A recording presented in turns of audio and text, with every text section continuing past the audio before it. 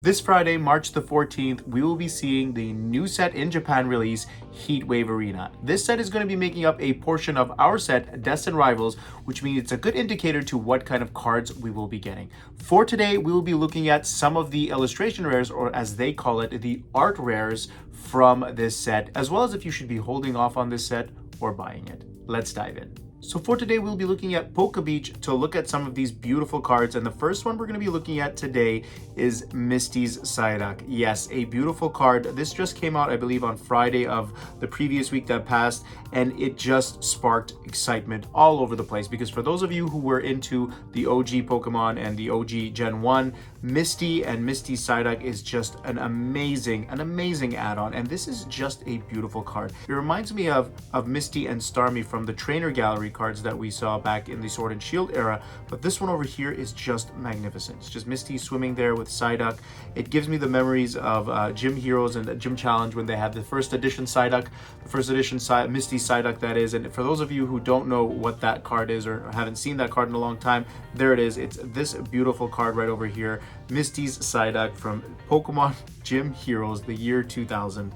This is an amazing card. It's worth a pretty penny actually as well. I believe this one was going for about $70 last time I looked into it, but a really nice card, and really great to see that she is making a comeback here with the Psyduck. I don't know what this card is going to be worth. It's probably going to be one of the more sought after cards, depending on the pull rates of the art rares, that is. Of course, that will make a difference in this because there's going to be so many other cards we're going to look at as well, which are really cool. In addition to that, if you look at the note here, it says that we may also get Ethan's Pichu. It means we should also get Ethan's Pichu is what it's saying there.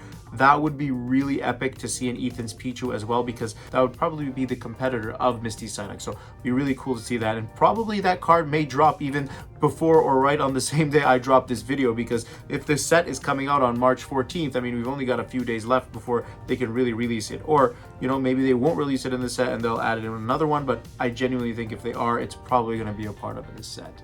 Now, looking at some of the other art rares here, we've got Cynthia's Rose Red here, which is another beautiful card. And actually, Cynthia is getting quite a few cards in this set, which is pretty amazing. And this is the first one over here.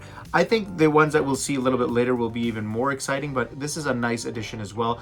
I don't think this one will be a competitor for Misty's Psyduck or Ethan's Pichu if that does get released, but overall, a beautiful card. Anything that has Cynthia in it tends to do well. I don't think this one will do that amazing because the Pokemon itself is just kind of meh, but overall a beautiful card. The next art rare we're going to see in this set is Hydra Apple, and Hydra Apple is making another appearance here in this era, and this is a really nice card as well. Personally, if you were to ask me between the one in Stellar Crown and this one, I would prefer the Stellar Crown one. I thought that was a little bit better, but still a nice card. This one doesn't belong to a trainer or anything like that, but again, generally speaking, a decent card. Next up, we have Rubberdash, which is a very interesting card.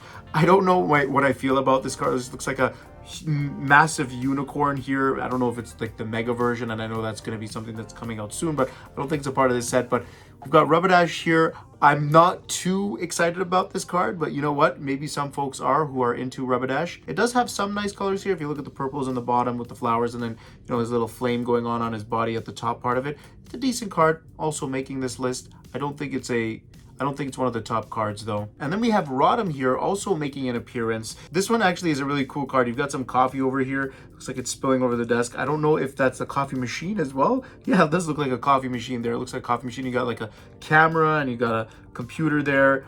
Overall, a really cool card actually, and it's a nice addition to this set. Then we've got Arvin's Greedent. So here we go. We've got some of the trainer cards here that are making an appearance, and again, this is a really cool concept, having a full art card or an art rare card, that is, with the Pokemon and the trainer in it. And of course, for those of you who played the Scarlet and Violet Pokemon game, you can imagine where this scene is from. It's of course him making his sandwiches, because that's what he's known for, and it's a really nice card as well. Then we've got Cynthia's Garchomp, the first one over here. So this is one of the concepts where they have the Pokemon and then some sort of like background with the trainer here. So again, Cynthia is going to make a couple of appearances here. This is Cynthia's Garchomp, and this one is a secret rare, I believe, based on the coding here at the bottom. It's an SR, not AR, which is not the same, but again, this is a cool card as well to add. I'm not sure what the pull rates are going to be on this one. Be a really cool card to add to your collections. And then we've got the special art rare Ho-Oh, Ethan's Ho-Oh EX, which is really cool. This card right here, is, I think, a must-have for anyone who was a part of the Johto, or even, you know, Kanto and Johto eras, that is, because it's just amazing. And of course, having the trainer with a legendary Pokemon at the end of the day, it's really, really nice. So Ethan's Ho-Oh EX is going to be a banger card. I'm not sure what it's going to be going forward. Again, depending on the pull rates, that will make a difference. I'm pretty sure the English version of this card will probably hit very, very hard. So we'll have to see what it does in Destined Rivals, of course. But Ethan's Ho-Oh EX, an amazing card. Honestly, I just can't wait to get this card. And I'm really itching to open booster packs from this. If I can, of course, get a booster box at a reasonable price, which we'll be talking about in a moment here. But just to continue on with the cards here, we've also got one more to look at. We've got Cynthia's Garchomp EX, the SIR of this version as well. And you've got Cynthia there a couple of times. You got her in the background, and then I think like a zoom in of her, and then you've got her the full body of her over there in the background as well, with Garchomp doing some sort of attack here, which is a really, really nice card. So overall, some really banger cards in this set. I'm liking the lineup here. We've got some Misty, we've got some Ethan, we've got some Cynthia. All, in my honest opinion, are popular trainers. People tend to like those trainers, at least I do. And it's great to see some of the OG trainers as well, such as Misty and Ethan in this lineup. Now, the next item that I wanted to quickly talk about here was actually buying this booster box. The Heatwave Arena booster box is averaging between $130 and $140 US for a booster box. And this is, again, a Japanese booster box. This is super overpriced. I just want everyone to be cautious when looking for this and pre-ordering it and buying it at this point, because as we're only a few days out before this actually comes out. But in my honest opinion, as exciting as these cards are and as exciting it is to be one of the first people to open and get it, I would just hold off on buying this right now. Like, let's talk about what happened with Journey Together. We have so many examples of this where Pokemon is super hyped, the set comes out way overpriced, and then it drops in value. Journey Together is an example of that. And I was one of the people who unfortunately lost out on this as well. I got super excited, bought a booster box of Journey Together. I think I paid about 150 Canadian, and then all of a sudden, a week or two later, it was selling for like 120 Canadian, which about $80 US. You want to compare the two values. So I'm not saying that's going to happen with this, but based on history repeating itself over and over again, look, Pokemon 151 first released, going for $150 or $140 US. Then we dropped all the way down to like $50 about 6 months later or whatever.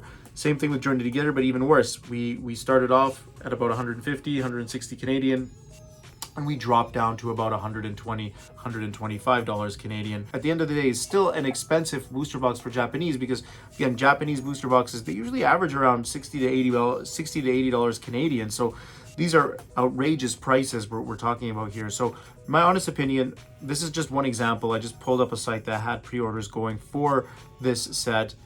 I think Heatwave Arena, as exciting as it is, as amazing it is, and as excited as I am to open this set, I think we should just hold off a little bit, let the price dip, and then you can go ahead and buy some. Because as we've seen before, history will repeat itself. These booster boxes come out way too overpriced, and then they just drop in price. So my honest opinion on this, just hold off a little bit and see what happens in the next few weeks, month, and then maybe purchase this, because right now you're honestly getting ripped off. So that is a quick look at Heatwave Arena. The set is due to release on March 14th, which is super exciting. For those of you who have pre-orders and got it for a decent price, or even paid the expensive price, that is, I'm excited for you. Good luck. I hope you get some good hits. And for myself, coming up this Friday, again on May 14th, I will be doing a live stream opening up all of my Prismatic Evolutions, as well as Terrestrial Festival, which I also have a couple of booster boxes of, because I just want to see if I can get the Sunbreon. Join me on Friday, March the 14th at 9:30 p.m.